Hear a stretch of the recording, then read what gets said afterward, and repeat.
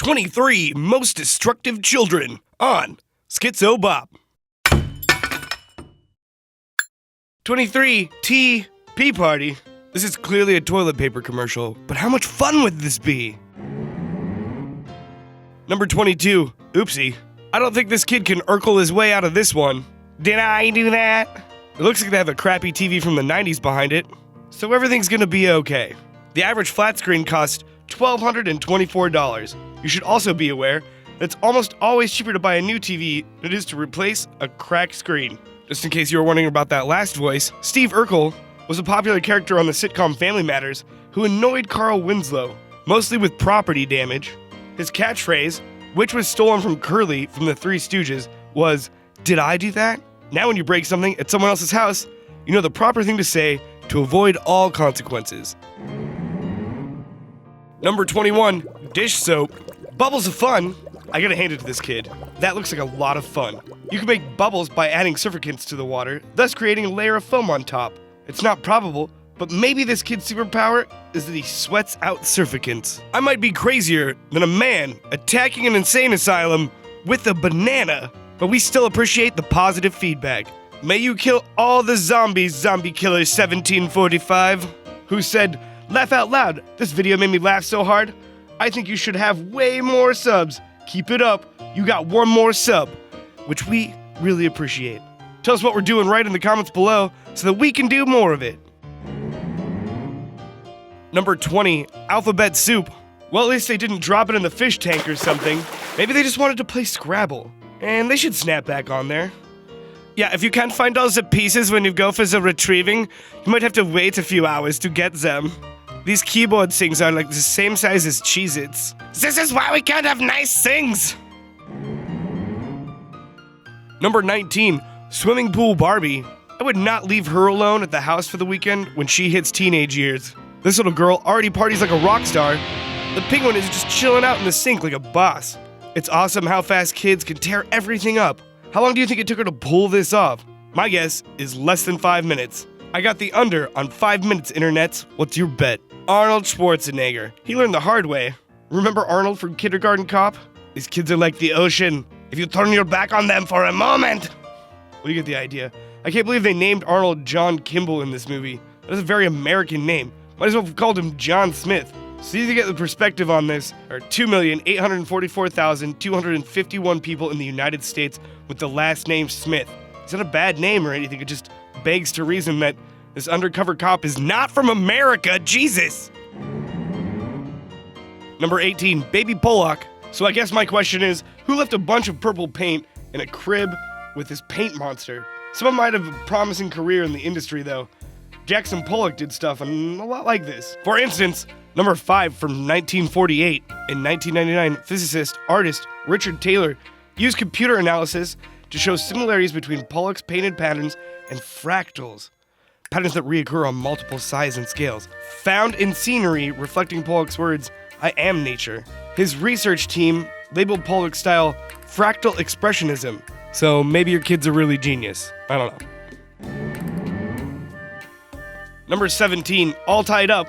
It's like a little Spider-Man, except the spider is stuck in its web. Super sweet Mario shirt. Hey, we could use an escape artist like this, as long as his schedule isn't too tied up. Waka waka. Number 16, Crystal Clear. I guess he wanted a clean canvas, and art gesso is always the way to go when you need a clean and pesky, endless changing canvas. It has a lot of texture, like Starry Starry Night. Boom! Keep adding painters to the list. Painter number 2, Vincent van Gogh. Vincent was a Dutch post-impressionist painter. He's one of the most influential painters of all time. Even though he suffered from mental illness, he used a color in oil and paint that is as vivid as your HD TV. He took his life at the age of 37, not fully being appreciated for what he'd given the world. Number 15, Messi. Pretty much any surface is hosed against nail polish. If you take all the bottles away, it looks like a murder scene.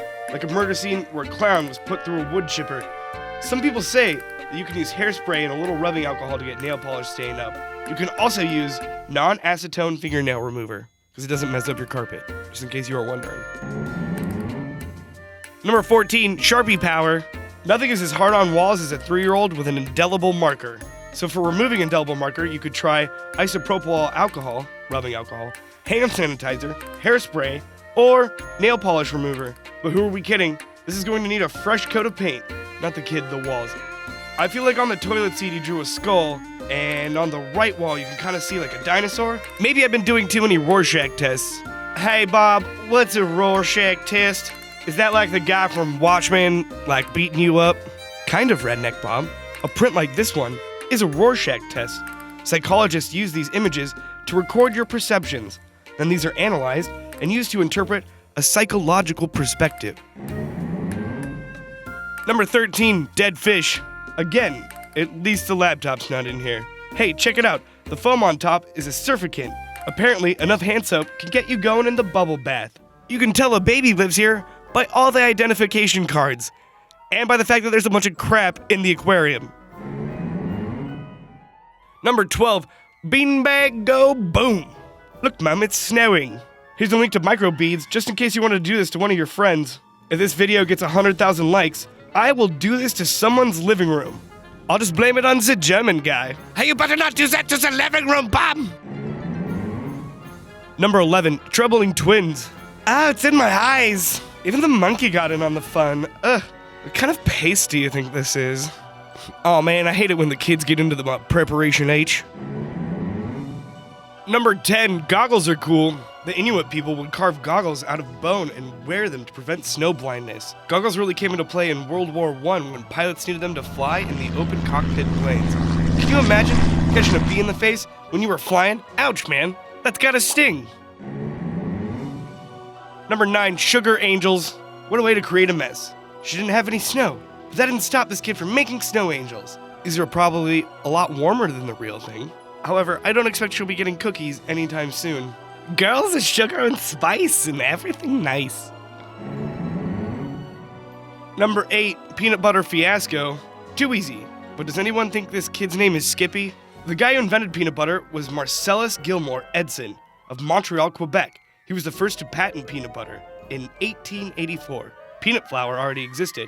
His cooled product had a consistency like that of butter, lard, or ointment, according to his patent application.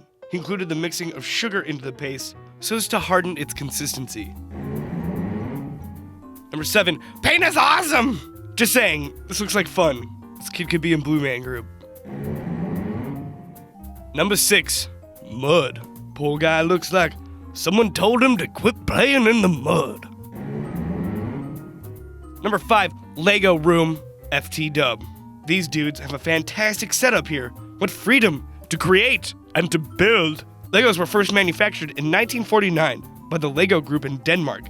Legos are so well known that in February 2015, Lego replaced Ferrari as brand finance's world's most powerful brand. Number 4, evil clown. Remember, these markers are non-toxic, unlike the Joker from Batman. Number 3, passed out.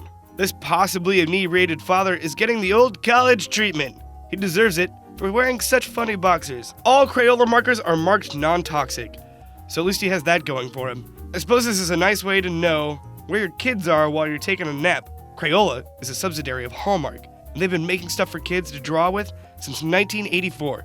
They started out with sidewalk chalk.